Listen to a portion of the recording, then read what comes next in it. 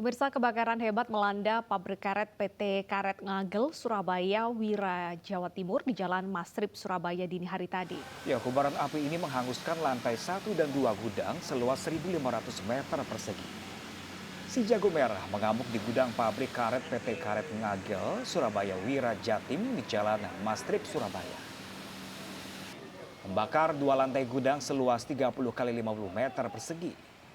Luasnya lokasi yang terbakar ditambah banyaknya tumpukan karet mentah dan olahan di dalam pabrik membuat proses pemadaman berlangsung cukup lama. Beberapa mobil pemadam harus bolak-balik karena kehabisan air. Dinas Pemadam Kebakaran Kota Surabaya menggerakkan sebanyak 18 unit mobil pemadam dan beruntung tidak ada korban jiwa dalam musibah kebakaran ini.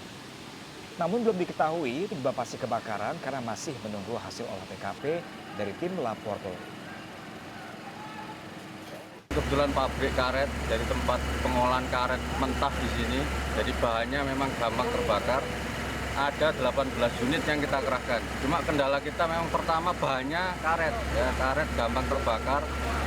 Kemudian kendala kita berikutnya air, amunisi air, susah sekali air dari sini. Jadi kita harus ngambil dari sungai besar yang di depan Lote itu ya, kita pakai piton, tapi nggak bisa langsung ke TKK. Jadi kita harus imbal pakai unit kita riwa-riwi, ada 7 unit sekitar 7 unit ngangsu dari lokasi ke TKK.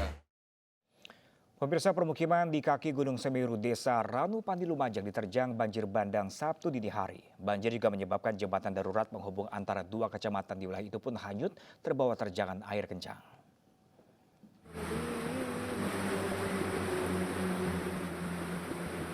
Video amatir merekam banjir bandang di Desa Ranupani, Kecamatan Senduro, Lumajang, Sabtu dini hari. Air bercampur lumpur deras mengalir melewati jalan utama desa. Banjir bandang terjadi akibat hujan deras selama seharian di puncak Semeru dan sekitarnya. Banjir bandang yang terjadi saat dini hari membuat warga tak sempat menyelamatkan barang-barang maupun kendaraan. Akibatnya, barang-barang milik warga terendam lumpur yang dibawa banjir. Untuk sementara untuk di desa ini memang benar-benar banjir. Jadi lumpur itu sudah menggenangi di sekitar jalur Desa Ranupani ini. Kemudian sampai ke Ranupaninya itu. Kemudian untuk yang di kawasan ini ada 6 titik. Ada 6 titik longsoran.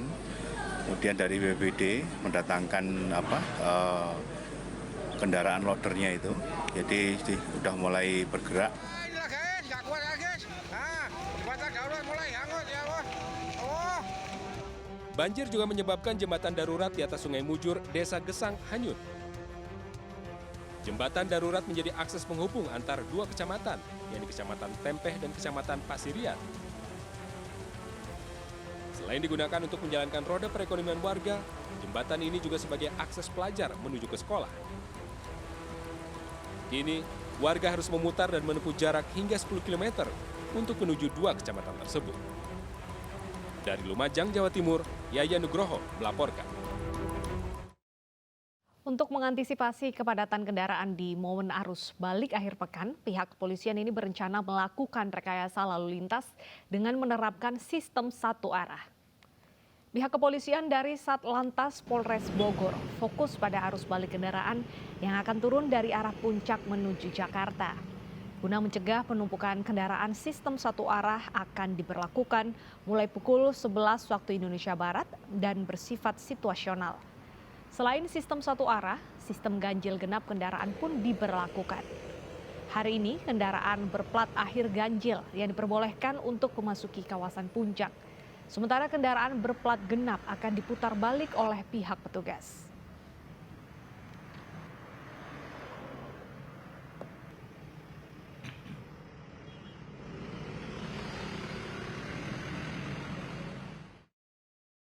Kami ajak Anda untuk memantau bagaimana suasana lalu lintas di kawasan puncak pada akhir pekan kali ini bersama rekan Yasmin Atania. Selamat siang, Yasmin. Bagaimana situasi di puncak dan pemberlakuan sistem ganjil genap, apakah efektif? Baik, selamat siang Deta Pram dan juga pemirsa. Tepat pada pukul 11 waktu Indonesia Barat, Satlantas Polres Bogor memberlakukan sistem one way atau satu arah di kawasan Puncak.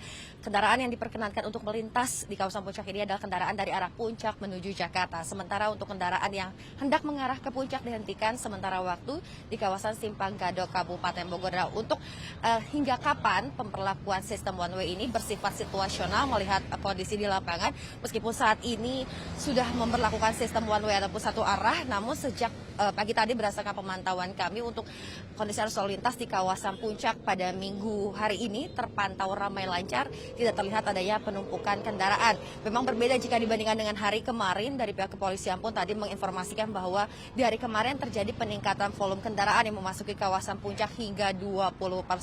Dan untuk mengantisipasi adanya penumpukan kendaraan di momen libur, maksud kami di momen arus balik akhir pekan ini, dari pihak kepolisian Satlantas Polres Bogor sudah mempersiapkan sebanyak 120 personil yang ditempatkan di sejumlah titik yang rawan kemacetan yang berada di wilayah Puncak ini, seperti di depan dari lokasi wisata dan di beberapa titik lainnya seperti di Pasar Cisarua dan lain sebagainya. Deta. Ya baik, Yasmin Artania melaporkan langsung dari Simpang Gadok Puncak Bogor, Jawa Barat. Terima kasih dan selamat bertugas kembali.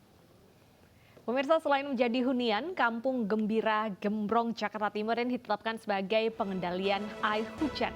Ya, seperti apa bentuknya pemirsa selengkapnya sesaat lagi bersama kami. Tetaplah bersama kami di AISU.